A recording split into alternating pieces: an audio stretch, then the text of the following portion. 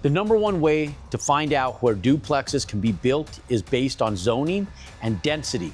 One of the most advantageous things that's happening across the United States today is that in all inner city areas today, one of the biggest issues is housing and availability to housing. So municipalities are supporting dense growth nationwide. Doesn't matter what city you're in. Any major metro city across the United States is supporting dense growth. Now, some of them are acclimating quicker than others, but California wore the forefront of ADUs. So when we're talking about auxiliary dwelling units and ADUs, auxiliary dwelling units, which are ADUs, when I say ADUs, they're auxiliary dwelling units. They're an auxiliary dwelling to the main dwelling up front.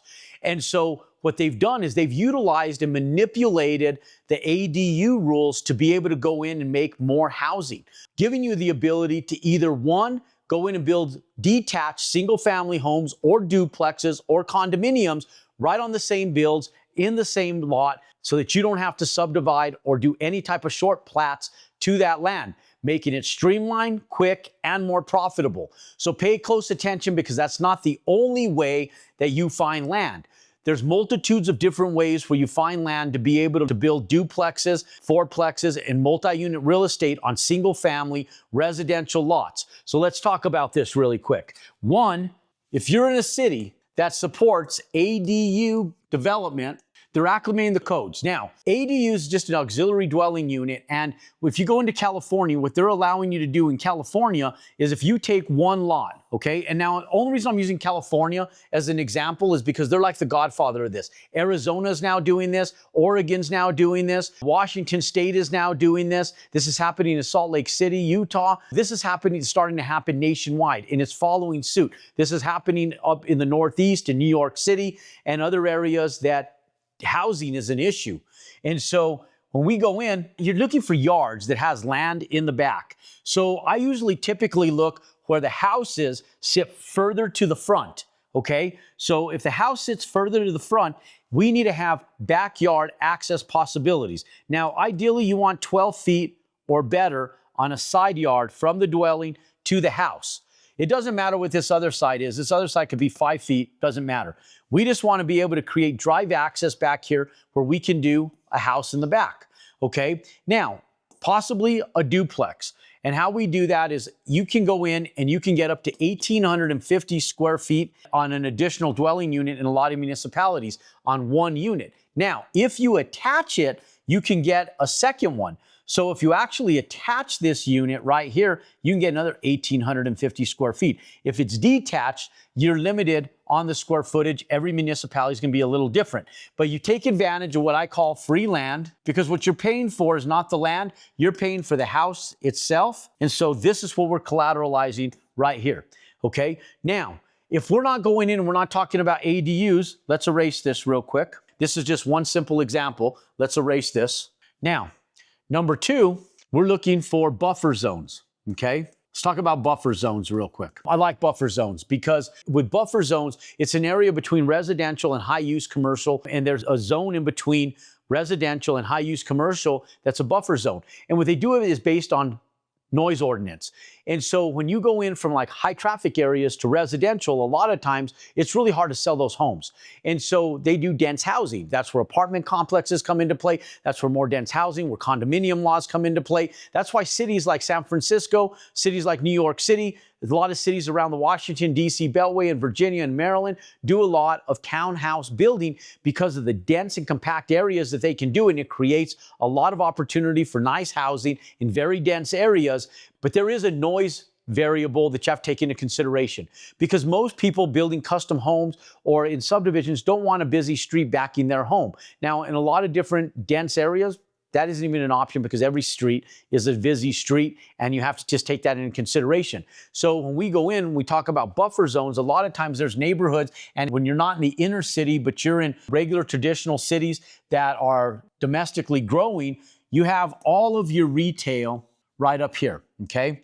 Let's say you have a road right here. Now, both sides of the road, you have retail buildings. You have grocery stores, you're gonna have retail buildings, you're gonna have pizza stores, you're going to have hair salons, you're going to have car wash, but there's a lot of traffic happening on these roads, okay? And so there's a lot of noise in and out, cars in, cars out all day long. Now, typically behind these, you have residential neighborhoods, okay?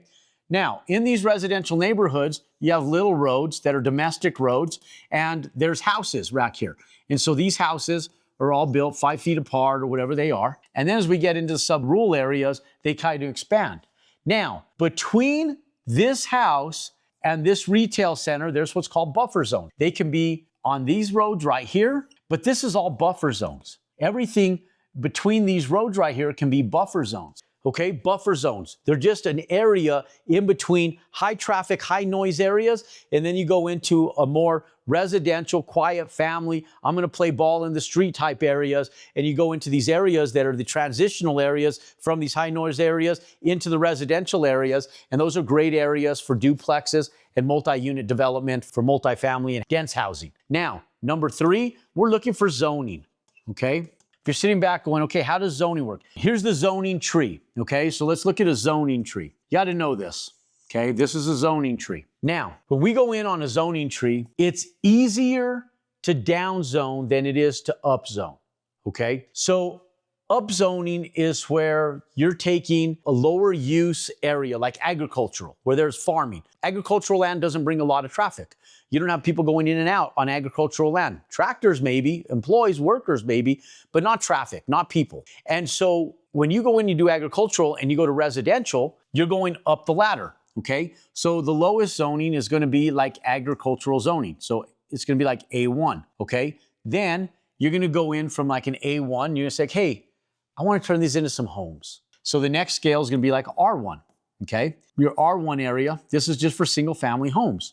Typically, you cannot build residential single family homes on R1 zoning. You need to go in and have a higher residential zoning.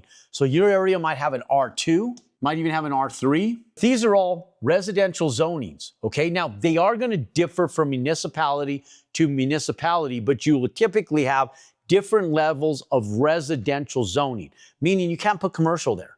Now, you might be able to go into an MUR, which is a mixed use residential. Now we go in and we say, okay, it's an MUR. There's probably provisions in there saying, but you're limited to this type of mixed use. Like you can put in a laundromat, a gym, but you can't go in and do like high traffic stuff right in MUR. This is like a mixed use residential.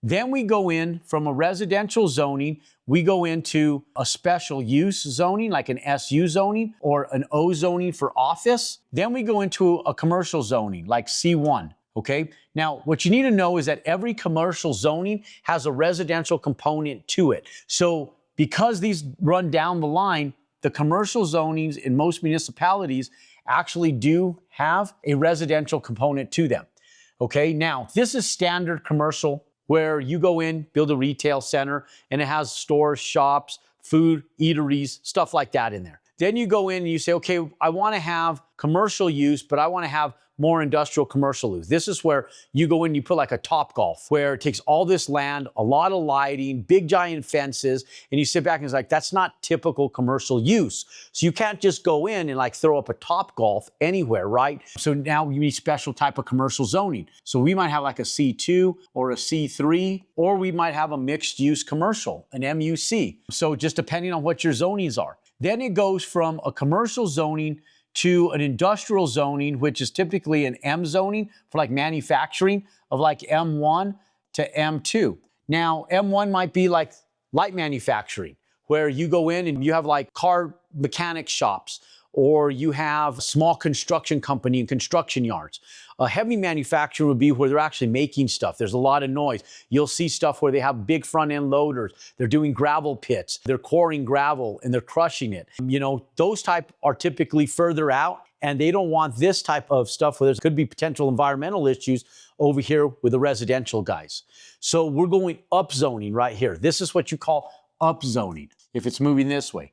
If it's moving this way, this is called down zoning. If you want to learn the exact strategy of how to buy the right piece of land in the right area to build a house, if you want to learn the exact strategy that I've been utilizing for almost 3 decades, then text me the word land at 505-560-0520. Let's go ground up, let's buy land, let's build houses, and let's start right now. Now, it's typically easier to down zone than it is to upzone. Meaning, if you go in here and let's say you have an R3 or an R2 or an MUR, like a mixed-use residential, and you don't want that. A lot of times you say, oh, I don't want the commercial part of it. I just want regular residential, and I just need an R2.